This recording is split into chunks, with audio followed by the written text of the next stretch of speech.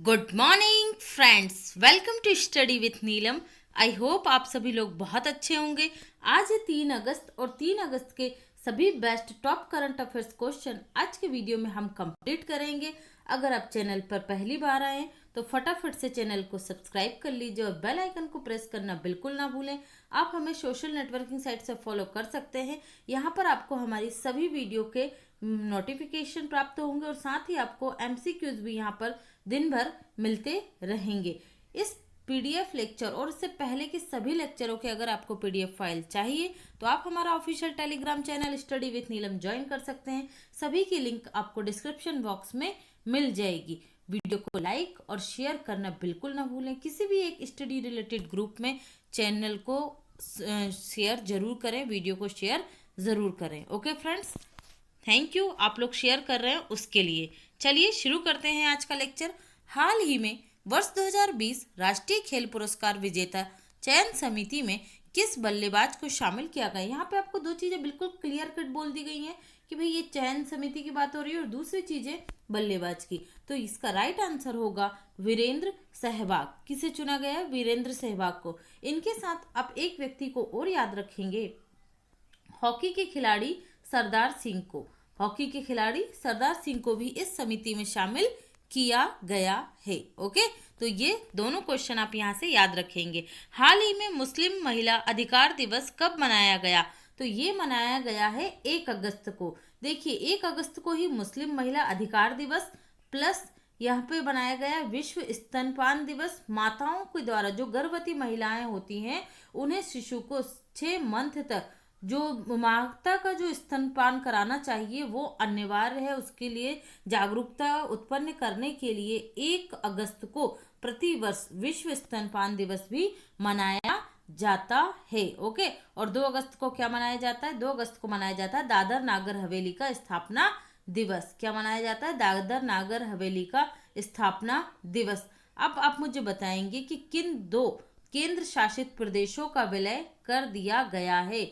अगर आप मेरी वीडियो रेगुलर देखते आ रहे होंगे तो मैंने ये चीज आपको एमसीक्यूज में सॉल्व करवाई थी। ओके, चलिए तो देखते हैं कौन बताता है। फिर है अपना नेक्स्ट क्वेश्चन, हाल ही में किस देश के पूर्व राष्ट्रपति ली तेंग हुई का निधन हो गया? तो ये हुआ है ताइवान के। जो ताइवान के पूर्व राष्ट्रपति थे ली तेंग हुई, उनका हाल ही में निधन हो गया है। ताइवान की बात कर लेते हैं तो ताइवान की कैपिटल क्या है भाई? ये देखिए यहाँ पर आपको ताइवान दिख रहा होगा, ये चाइना है, ये चाइना की लोकेशन। और चाइना से यहाँ पर पूर्व में जो देश दिख रहा है आपको लाल घेरे में, ये कौन है? ये ताइवान है। ताइवान की कैपिटल क्या है? तो कैपिटल है ताइपे। करेंसी क्या है यहाँ की? तो ये है new Taiwan dollar. New Taiwan dollar. यहाँ की राष्ट्रपति हैं ताइवान की साई इंग वेन। साई इंग वैन। और यहाँ के नए प्रधानमंत्री 2019 में ही नियुक्त हुए हैं सू सेंग चांग। सू सेंग चांग।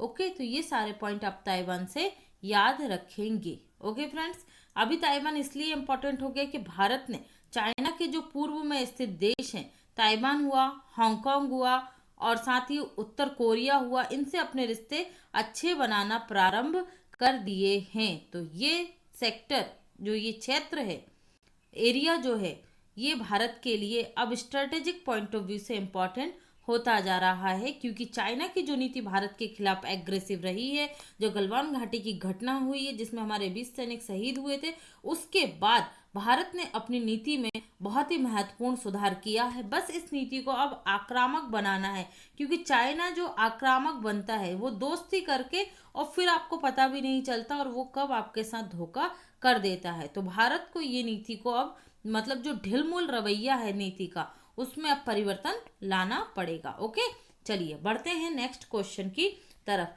हाल ही में किसके द्वारा उत्कृष्ट पत्रकारिता के लिए प्रेम भाटिया पुरस्कार जीता गया है?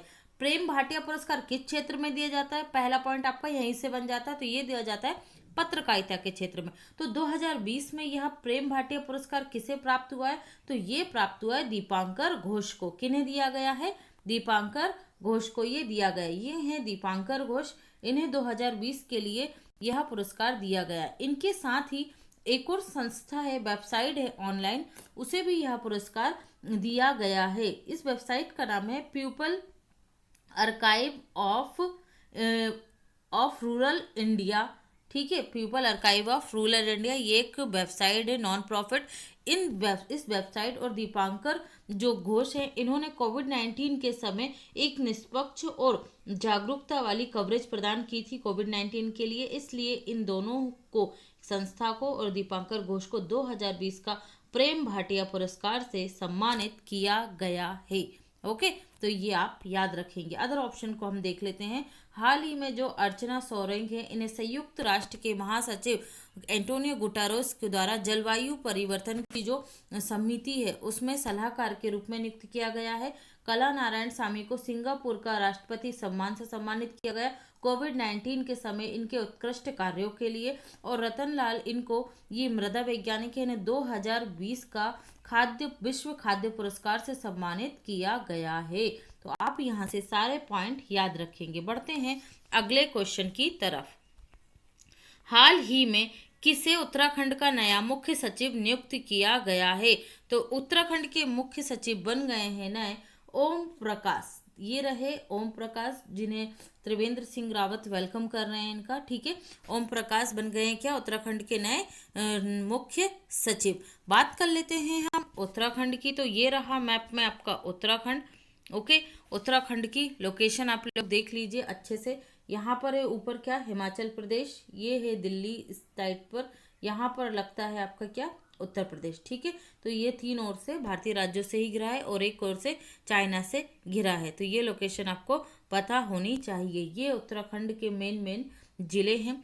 ठीक है, उत्तराखंड की कैपिटल क्या है? तो कैपिटल है यहाँ की देहरादून। ओके, देहरादून यहाँ की कैपिटल है। और ग्रीष्मकालीन राजधानी अभी क्या बनाई गई है? तो ये बनाई गई है गैरसैंण। क्या बनाई गई है? गैरसैंण यहाँ की ग्रीष्मकालीन राजधानी बनाई गई है। यहाँ के सीएम कौन है? त्रिवेंद्र सिंह रावत हैं। और यहाँ के गवर्नर कौन है? तो गवर्नर है यहाँ के बेबी रानी मौर्य हैं। कौन है? बेबी रानी मौर्य हैं यहाँ की गवर्नर। तो ये सारे पॉइंट आप उत्तराखंड से याद रखेंगे। यहाँ पर से एक और चीज़ें देख लीजिए कुछ जो मैंने इंक्लूड कर दी हैं। ये है उत्तराखंड स्वच्छ भारत अभियान के ब्रांड एम्बेसडर कौन है? तो ये अक्षय कुमार है। टहरी बांध भागीरथी नदी पर किस राज्य में स्थित है? उत्तराखंड में ही है। वो भारत का सबसे ऊंचा बांध है। Jim Corbett national park Uttarakhand में, यह भारत का सबसे पुराना नेशनल पार्क है। तथा बाघ जनगणना 2018 में सर्वाधिक बाघों की संख्या इसी नेशनल पार्क में पाई गई है। ओके, तो ये बहुत इंपॉर्टेंट है कि किस नेशनल पार्क में बाघों की सबसे ज्यादा वृद्धि हुई है? तो जिम कॉर्बेट नेशनल पार्क में हुई है। यहाँ से एक कुछ चीजें योजनाएं हैं। स्मृति वन योजना, तो ये भी उत्तराखंड सरकार के द्वारा प्रारंभ की गई थी। उत्तराखंड का पहला lichen park, okay, lichen park भी कहाँ पर स्थापित किया जा रहा है? उत्तराखंड के पिथौरागढ़ के मुनस्यारी में स्थापित किया जा रहा है। हरेला उत्सव, ये मैंने आपको बता चुकी हूँ। हरेला उत्सव, फूलदेव उत्सव और कांवड़ मेला, ये सभी कहाँ के हैं? उत्तराखंड राज्य के ही त्योहार हैं। ओके, यहीं से मैंने आपको बताया था ग्लास, देश का पहला ग्लास सस्पेंशन ब्रिज, ये भी कहाँ बनाया जाएगा? तो ये भी ऋषिकेश उत्तराखंड में बनाया जाएगा, गंगा नदी पर। और कृषि भूमि को लीज पर देने वाला पहला राज्य, तो ये कौन सा है? उत्तराखंड ही है। अदर ऑप्शंस को देख लेते हैं हम लोग यहाँ पर। बिनी महाजन, ये पंजाब की पहली महिला मुख्य सचिव बनी है। समीर अग्रवाल जो हैं, ये हैं वॉलमार्ट इंडिया के सीईओ, वॉलमार्ट इंडिया के सीईओ। और यूवी प्रवीण राव ये नेस्कॉम के चेयरपर्सन बने हैं, नेस्कॉम के चेयरपर्सन बने हैं। तो ये सारे पॉइंट आप इस क्वेश्चन से याद रखेंगे। ओके, चलिए बढ़ते हैं अगले क्वेश्चन की तरफ। नेक्स्ट क्वेश्चन है हमारा, हाल ही में दुनिया की सबसे मूल्यवान कंपनी कौन सी बन गई है? लास्ट वीक ही मैंने आपको बताया था कि सबसे मूल्यवान कंपनी 1700 अरब डॉलर के साथ ये बन गई थी सऊदी अरामको। ओके, तो और अब ये लिस्ट चेंज हो गई। देखिए, आप लोग सोचेंगे इतनी जल्दी जल्दी लिस्ट चेंज होती है, इसलिए होती हैं क्योंकि कंपनियां बंद तो नहीं होती हैं लिस्ट आने के बाद या उनकी रैंक आने के बाद, वो निरंतर उत्पादन बढ़ाती रहती है, निरंतर उनके मार्केट में एक्टिविटीज चलती रहती है और उनकी इनकम का सोर्स भी कंटिन्यू रहता है। तो उसके अकॉर्डिंग इनकी रैंक हर वीक भी बदल सकती है, हर मंथ भी बदल सकती है। ओके, तो इसलिए आप लोगों के लिए ज़रूरी है कि आप डेली करंट अफेयर्स को फॉलो करें। ये ना सोचे कि एक महीने का पढ़ लिया हो गया, उसमें आपके क्वेश्चन गलत होने के चांसेस बढ़ जाते हैं। ओके, ये मैंने आप लोगों को पहले भी क्लियर किया था, आज भी क्लियर कर रही हूँ। दुनिया की सबसे मूल्यवान कंपनी अब कौन सी बन गई है? तो अब बन गई है एप्पल। जो सऊदी अरब की थी आरामको, ये आ गई है दूसरे स्थान पर। ओके, तो ये आप याद रखेंगे। एप्पल की बात कर लेते हैं हम यहाँ पर। एप्पल ने टॉप किया है इस रैंकिंग में। तो एप्पल की स्थापना हुई थी 1 अप्रैल 1976 को। हेडक्वार्टर है इसका कैलिफोर्निया यूएसए में। और वर्तमान में इसके सीईओ हैं टिम कुक। कौन है? टिम कुक इसके सीईओ हैं। ओके, चलिए बढ़ते हैं अगले क्वेश्चन की तरफ। हाल ही में किसने पर्सनल यूपीआई पेमेंट लिंक में mPay.me लॉन्च किया है? तो ये लॉन्च किया गया है मूवीक्विक के द्वारा। मूवीक्विक ने ये जो लिंक लॉन्च किया है, इसके द्वारा कोई भी व्यक्ति इस लिंक के माध्यम से क्या कर सकेगा? स्वयं का जो पेमेंट गेटवे होता है वो जनरेट कर सकेगा और कोई भी उसे एक्सेप्ट कर सकेगा और ये किसी को भी इसके माध्यम से पेमेंट कर सकेंगे। ओके, तो याद रखिएगा मूवीक्विक ने इसे जनरेट किया है। बात कर लेते हैं मूवीक्विक की। तो मूवीक्विक इसका स्थापना कब हुई थी? 2009 में इसकी स्थापना हुई थी। हेडक्वार्टर कहाँ पर है? हेडक्वार्टर गुरुग्राम हरियाणा में है।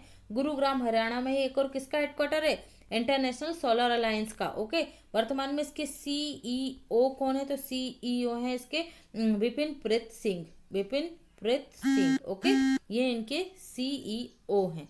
तो ये सारे पॉइंट आप इस क्वेश्चन से याद रखेंगे। बढ़ते हैं अगले क्वेश्चन की तरफ। हाल ही में निम्न में से किस राज्य में लाइफ साइंस पार्क का शिलान्यास किया गया है?